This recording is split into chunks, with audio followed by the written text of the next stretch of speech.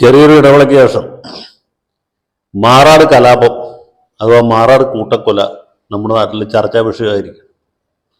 നമ്മളൊക്കെ മറന്ന അല്ലെങ്കിൽ മറക്കാൻ ആഗ്രഹിക്കുന്ന, ഒരിക്കലും ഓർമ്മിക്കരുത് എന്ന് ആഗ്രഹിക്കുന്ന ഒരു സംഭവമാണ് 2003 ആണ്ടിൽ മാറാട്ട് നടന്നത്. മാറാട് കോഴിക്കോട് ജില്ലയിൽ, കോഴിക്കോട് നഗരത്തിൽ നിന്ന് അധികം ദൂരെയല്ലാതെ ഒരു തീരദേശ ഗ്രാമമാണ്. അവിടെ ഹിന്ദുക്കളുമുണ്ട്, മുസ്ലിങ്ങളുമുണ്ട്.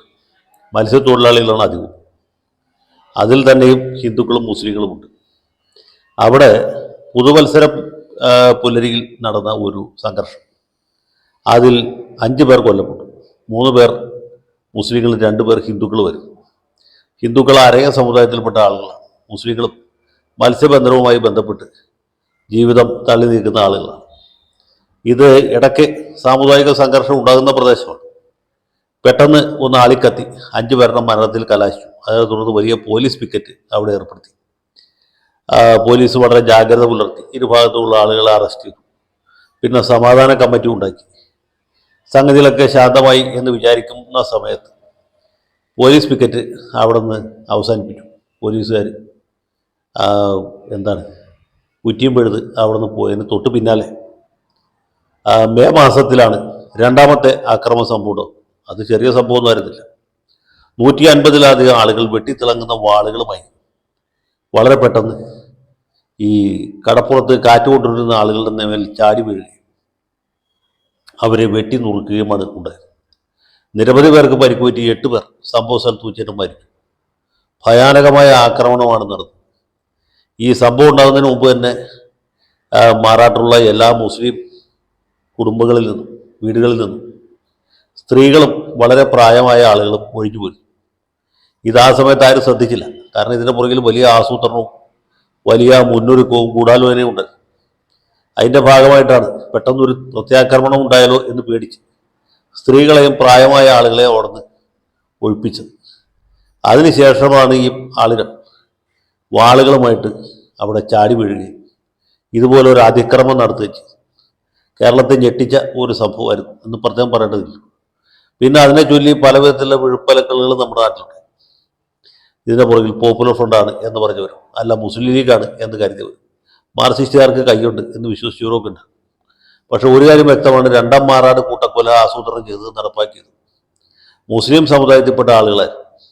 അതിന് ഇരയായ ആളുകൾ ഹിന്ദു സമുദായത്തിൽ, ഹിന്ദു മതത്തിൽ അരയ സമുദായത്തിൽപ്പെട്ട വ്യക്തികളുമായിരുന്നു.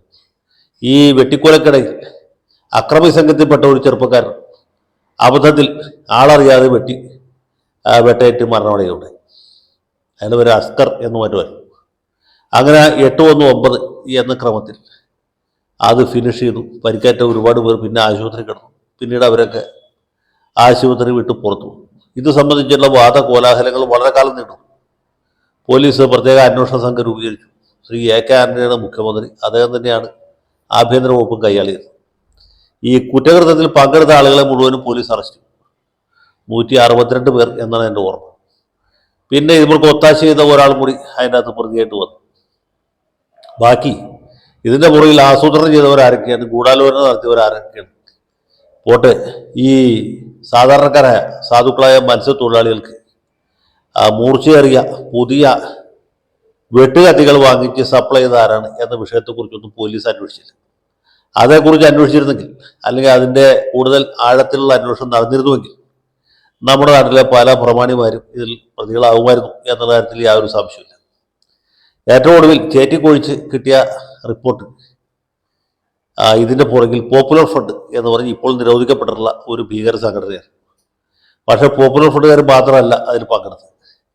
ആ സ്ഥലത്തെ, അതായത് മാറാട്ട് തന്നെയുള്ള മാർക്സിസ്റ്റ് പാർട്ടി പ്രവർത്തകരും മുസ്ലിം ലീഗിൻ്റെ പ്രവർത്തകരും ഈ കൊലയാളി സംഘത്തിൽ ഉണ്ടായിരുന്നു. അവരൊക്കെ വിചാരണ നേരിടേണ്ടി വന്നു. അതിൽ ഗണ്യമായൊരു ഭാഗം ആളുകൾക്ക് വിചാരണ കോടതി ശിക്ഷ വിധിച്ചു. ആ സംഭവം നടന്ന അന്ന് മുതൽക്ക് ഇവർക്ക് ജാമ്യം കിട്ടിയിരുന്നില്ല. അതിൻ്റെ വിചാരണയുടെ അവസാന ഘട്ടത്തിലാണ് ഇവർക്ക് കുറച്ച് പേർക്ക് ജാമ്യം കിട്ടി. കാരണം കേരള ഹൈക്കോടതി ജാമ്യത്തിന് വേണ്ടി നിഷ്കർഷിച്ച നിബന്ധനകൾ എന്ന് പറഞ്ഞത് സാധാരണ മത്സ്യത്തൊഴിലാളികൾക്കൊന്നും താങ്ങാൻ പറ്റുന്നതായിരുന്നില്ല. അതുപോലെയുള്ള വ്യവസ്ഥകളാണ് വെച്ചത്.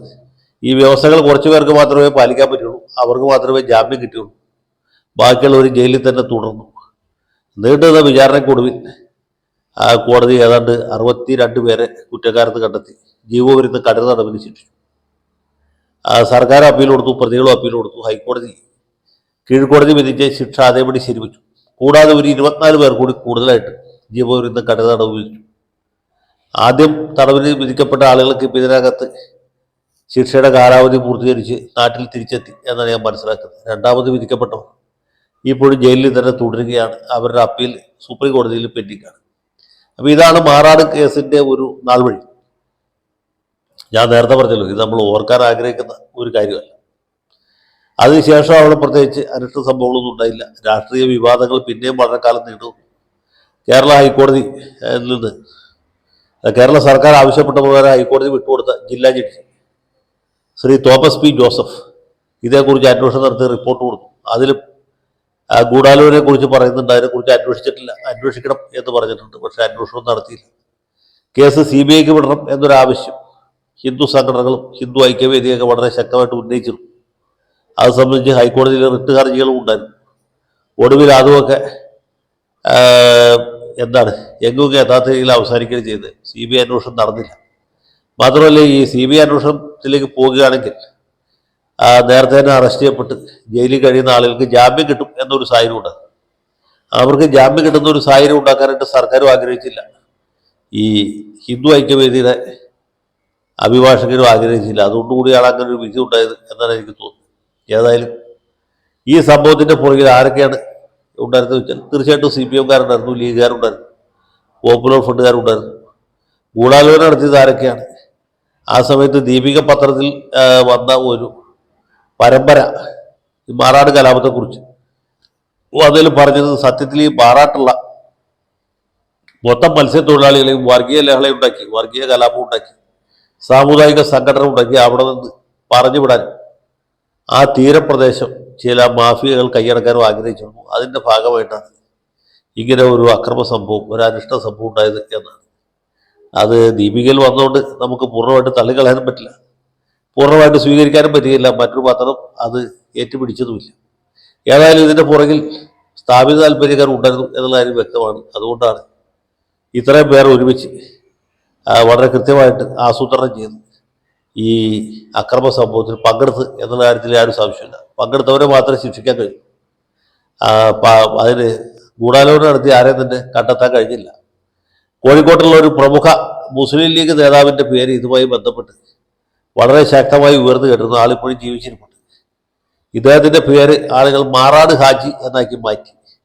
പുള്ളി തൊട്ട് പിന്നാലെ വന്ന നിയമസഭാ തെരഞ്ഞെടുപ്പിൽ കോഴിക്കോട് ജില്ലയിൽ അതുവരെ ലീഗ് ജയിച്ചുകൊണ്ടിരുന്ന ഒരു സീറ്റിൽ മത്സരിച്ചു. പക്ഷേ തോറ്റുപോയി. കാരണം ഇദ്ദേഹം അവിടെ എത്തുന്നതിന് മുമ്പ് പുള്ളിയുടെ ഖ്യാതി ആ സ്ഥലത്ത് എത്തി എന്നുള്ളതാണ്. അങ്ങനെ അദ്ദേഹം പരാജിതനായി. പുള്ളിപ്പോഴും ലീഗിൻ്റെ അനിശ്ചിത നേതാവായിട്ട് പൊതുരംഗത്തുമുണ്ട്, ഇടയ്ക്കിടയ്ക്ക് ടെലിവിഷൻ ചാനലുകളിലും വരുന്നുണ്ട്. അപ്പോൾ ഇതാണ് മാറാട്ട് സംഭവിച്ചത്.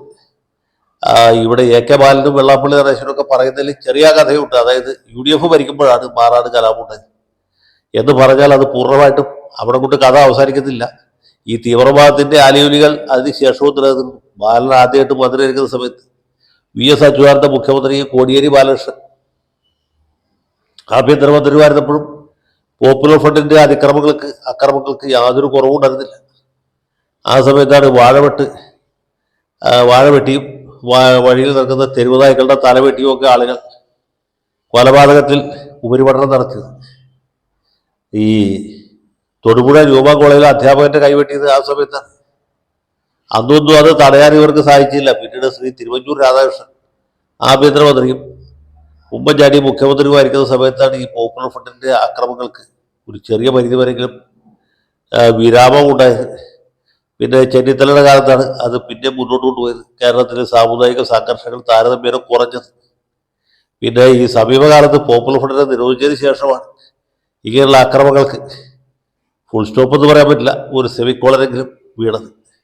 അപ്പോൾ ഇരു മുന്നണികളും കാലാകാലങ്ങളിൽ ഇവരെ പ്രോത്സാഹിപ്പിക്കും, അവർക്ക് വേണ്ട ഒത്താശ ചെയ്ത് കൊടുക്കുകയും ചെയ്തു എന്നുള്ളതാണ് നമ്മുടെ സമകാലിക കേരള രാഷ്ട്രീയ ചരിത്രത്തിലെ ഒരു വലിയ ദുരന്തം എന്ന് പറയാനിരിക്കാൻ നിവൃത്തിയില്ല. ഏതായാലും ഇനിയും മാറാടുകൾ ഉണ്ടാകാതിരിക്കട്ടെ, ഇനിയും നിരപരാധികൾക്ക് ജീവൻ നഷ്ടപ്പെടാതിരിക്കട്ടെ എന്ന പ്രാർത്ഥനയോടുകൂടി ഇത് അവസാനിപ്പിക്കുന്നു. ജയ് ഹിന്ദ്.